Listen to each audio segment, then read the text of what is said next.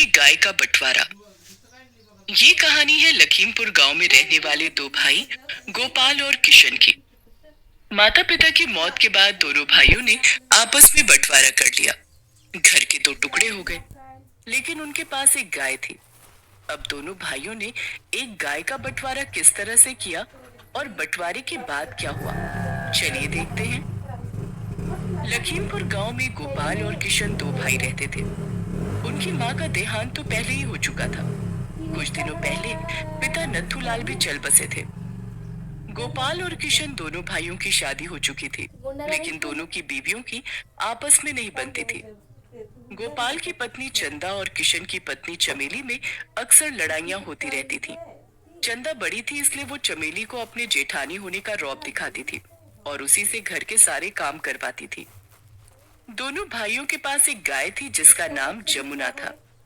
चमेली, अभी तक खाना नहीं बनाया तूने? और ये जमुना क्यों चिल्ला रही है? देख, गोबर तो नहीं कर दिया उसने। एक काम ठीक से नहीं होता तुझसे। काम की ना काज की, दुश्मन अनाज की। ये क्या बोल रही हो दीदी? जरा जबान संभाल कर बात करो। अरे मैं बड़ी हूँ, जो चाहे वो बोलूंगी। तुझे वही करना पड़ेगा जो मैं बोलूंगी। ये घर तेरे भैया चलाते हैं। खेत पर तो सारा दिन मेरा पति खटता है। भैया तो खेत पर जाकर चारपाई पर सो जाते हैं। मुझे सब पता है, ज्यादा दिन चलेगा नहीं ये सब, मैं बता रही हूँ। हम्म, बड़ी जबान चल रही है तेरी। अभी बताती हूँ तुझे, रुक। और दोनों औरतों में हाथापाई होने लग जाती है।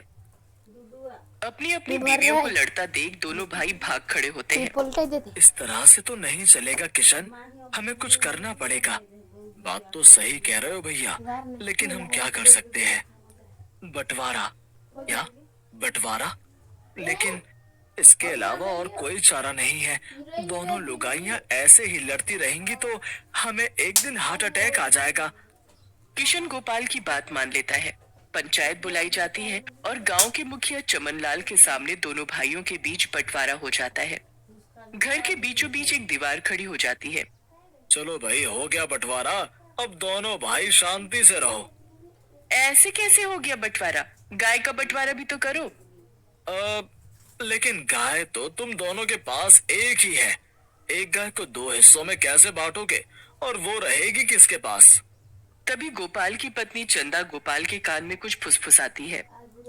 मुखिया जी, ये गाय एक महीने मेरे पास रहेगी और एक महीने किशन के पास।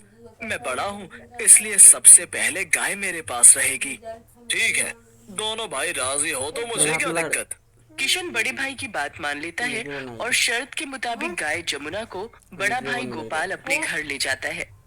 जमुना काफी दुधारू गाय थी। वो देखने में जितनी सुंदर थी उतनी ही हृष्ट पुष्ट भी थी। जमुना का दूध पूरे गांव में मशहूर था।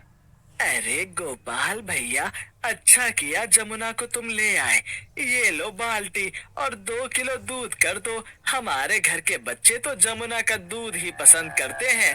कहते हैं जमुना का दूध बहुत गाढ़ा और स्वादिष्ट होता है। हाँ हाँ, अभी लो भैया, 2 किलो दूध। अब सुबह शाम गोपाल के घर के बाहर ग्रामीणों की लाइन लगी रहती थी। गोपाल जमुना के दूध की दही जमाता और मिठाइयाँ बनाता। उसकी मिठाइयाँ पूरा गांव खरीद कर बड़े चाव से खाता।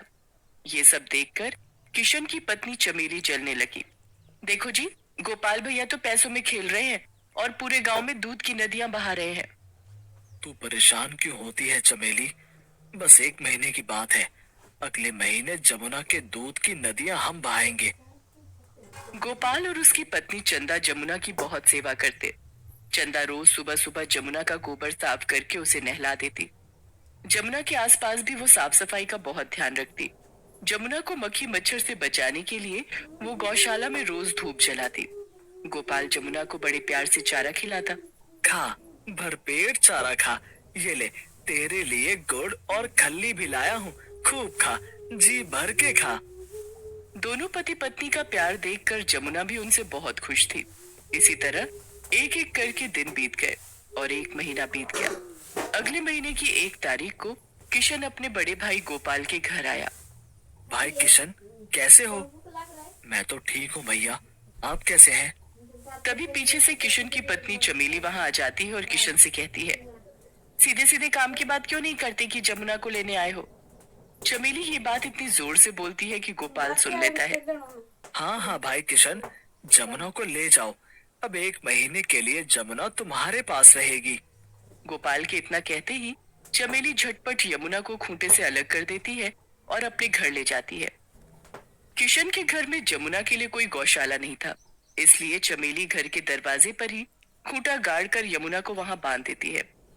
सुबह से शाम हो जाती है लेकिन जमुना को कुछ भी खाने को नहीं मिला। रात में जमुना भूख से तड़प कर आवाजें लगा रही थी। तब किशन उसे चारा डालने के लिए जाता है। तभी चमेली वहां आ जाती है। ये क्या कर रहे हो? देख नहीं रही हो, जमुना को भूख लगी है, तुमने इसे चारा नहीं डाला। न मैं चारा डालूंगी और न तुम्हें चारा डालने दूंगी। लेकिन जमुना से तेरी क्या दुश्मनी है? दुश्मनी जमुना से नहीं, तुम्हारे भाई और भाभी से है। पूरे महीने तो उन लोगों ने जमुना के दूध के बहुत मजे उड़ाए हैं। दूध दही और मिठाइयां बेचकर खूब पैसा कमाया है। लेकिन अब मैं ऐसा नहीं होने दूंगी। जमुना की हालत तो मैं ऐसी कर दूंगी कि ये किसी काम की नहीं रहेगी। तुम इंसानों का गुस्सा इस बेजुबान जानवर पर निकालोगी? तो क्या करूं? तुम्हारे भाई और भाभी से जाकर लड़ूं? नहीं नहीं, तुम भैया और भाभी से कुछ मत कहना। दो भाइयों के झगड़े में बेचारी जमुना पिसने लगी। चमेली ना तो जमुना को चारा डालती और ना ही उसका गोबर साफ करती और ना ही उसकी साफ सफाई का ध्यान ही रखती। बेचारी जमुना के आसपास गंदगी फैल गई। मच्छर और मक्खियां उसका जीना हराम करने लगे। भूख प्यास से परेशान यमुना दिन भर चिल्लाती रहती। ग्रामीणों को दया आ जाती तो कभी कोई 2 रोटी डाल जाता, जिसे खाकर जमुना थोड़ी देर के लिए शांत हो जाती। लेकिन अगले ही पल फिर भूख से बिलबिला उठती। जमुना की यह हालत गोपाल और चंदा से देखी नहीं जा रही थी। सुनिए जी, आप देख रहे हैं ना, किशन और चमेली ने जमुना की क्या हालत कर दी है। मुझसे जमुना की यह हालत देखी नहीं जाती। उनसे कहो कि अगर जमुना संभाली नहीं जाती तो हमें दे दे। ये कैसी बात कर रही हो चंदा? शर्त के मुताबिक जमुना इस महीने किशन के पास ही रहेगी। जमुना को अब हम अगले महीने ही अपने घर ला सकते हैं। गोपाल की बात सुनकर चंदा चुप हो गई, लेकिन उससे जमुना का दुख देखा नहीं जा रहा था। रात होते ही जब सब सोने चले जाते तो वो चुपके से जमुना को खाना खिलाती। इस तरह से बेचारी जमुना एक वक्त का ही खाना खा पाती, जिससे वो बहुत कमजोर हो गई थी। धीरे धीरे करके जमुना के कष्ट भरे दिन बीत गए और 1 महीना पूरा हो गया। अगले महीने की 1 तारीख को गोपाल जमुना को लेने के लिए किशन के घर पर आया। हाँ हाँ भैया, अब आप जमुना को अपने घर ले जा सकते हैं। जमुना बहुत कमजोर हो चुकी थी। वो किसी तरह से चल पा रही थी। गोपाल जमुना को अपने घर ले आया। 1 महीने में क्या से क्या बना दिया हमारी जमुना को। चंदा ने जमुना को नहला धुलाकर साफ किया और चारा डाला। बेचारी जमुना ठीक से खड़ी भी नहीं हो पा रही थी। सुनिए जी, मुझे लगता है कि जमुना की तबीयत खराब है। ये तो खड़ी भी नहीं हो सकती है। जमुना ने दूध देना भी बंद कर दिया है। गोपाल डॉक्टर को बुला कर लाता है। सही खुराक न मिलने की वजह से ये बीमार हो गई है। मैं कुछ दवाइयाँ लिख रहा हूँ, चारे में डालकर इसे खिला देना। गोपाल और चंदा ने जमुना की खूब सेवा की, लेकिन जमुना पहले की तरह स्वस्थ नहीं हो पाई। हमारी जमुना का क्या हाल कर दिया इन कसाईयों ने। चंदा की बात सुनकर गोपाल को एक उपाय सूझा। वो जमुना को खूंटे से अलग करके अपने साथ कहीं ले जाने लगा। जमुना ठीक से चल नहीं पा रहा था तो गोपाल उसे डंडे से मारने लगा। तभी वहां से मुखिया चमनलाल गुजर रहे थे। अरे गोपाल, जमुना को डंडे क्यों मार रहे हो? ये तो पहले ही अधमरी हो गई है। तुम्हारे माता पिता ने इसे अपने बच्चों की तरह पाला है और तुम दोनों भाइयों ने इसकी ये हालत कर दी। हमारे बीच में ना पड़ो चाचा जी। जमुना अब किसी काम की नहीं रही। मैं इसे बेचने के लिए ले जा रहा हूँ। कहाँ बेचोगे इसे? इसे अब कौन खरीदेगा? कसाई के हाथों बेच दूंगा। जीते जी तो अब ये किसी काम ना आएगी, मर के तो काम आएगी। मुखिया चमनलाल चिल्लाने लगे। राम राम राम, ऐसे कैसे कसाई को बेच दोगे? इसका बंटवारा मैंने करवाया था। अब इस बात का फैसला मैं ही करूंगा, वो भी पंचायत के सामने। अगले दिन पंचायत बुलाई गई। दोनों भाई अपनी अपनी पत्नियों के साथ पंचायत के सामने हाजिर हुए। हाँ तो गोपाल, तुम जमुना को कसाई के हाथों क्यों बेचना चाहते हो? ये गाय तुम्हारे माता पिता की आखिरी निशानी है। लेकिन मेरे छोटे भाई ने ये बात नहीं समझी कि जमुना हमारे माता पिता की आखिरी निशानी है। ये महीना पूरा होते ही जमुना को अगले महीने कसाई के पास जाना है। जो उसे तिल तिल कर मौत देगा।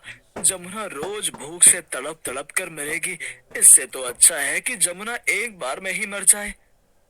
इतना कहते ही गोपाल फूट फूट कर रोने लगता है। गोपाल की बात सुनकर छोटे भाई किशन को उसकी गलती का एहसास होता है कि उसने क्यों नहीं अपनी पत्नी चमेली को जमुना के साथ बुरा करने से रोका। किशन और चमेली दोनों ही बहुत शर्मिंदा होते हैं। भैया, मुझे माफ कर दो। गलती मेरी है। मैं भूल गया था कि गौ माता होती है और जमुना को तो हमने हमेशा अपने घर की लक्ष्मी माना है। मैं जमुना को अपने साथ लेकर गया था। सारी उसकी जिम्मेदारी मेरी थी। मैं अपनी जिम्मेदारी नहीं निभा पाया। जमुना की इस हालत का जिम्मेदार मैं हूँ। हमने आपसी झगड़े में एक बेजुबान के साथ बुरा बर्ताव किया। आज से जमुना हम दोनों की है। जमुना का बंटवारा नहीं होगा।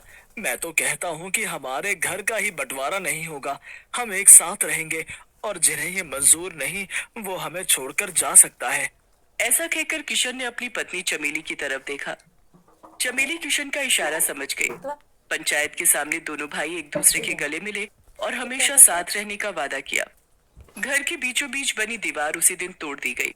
अब जमुना का ख्याल दोनों भाई मिलकर रखने लगे। चंदा और चमेली को भी समझ आ गया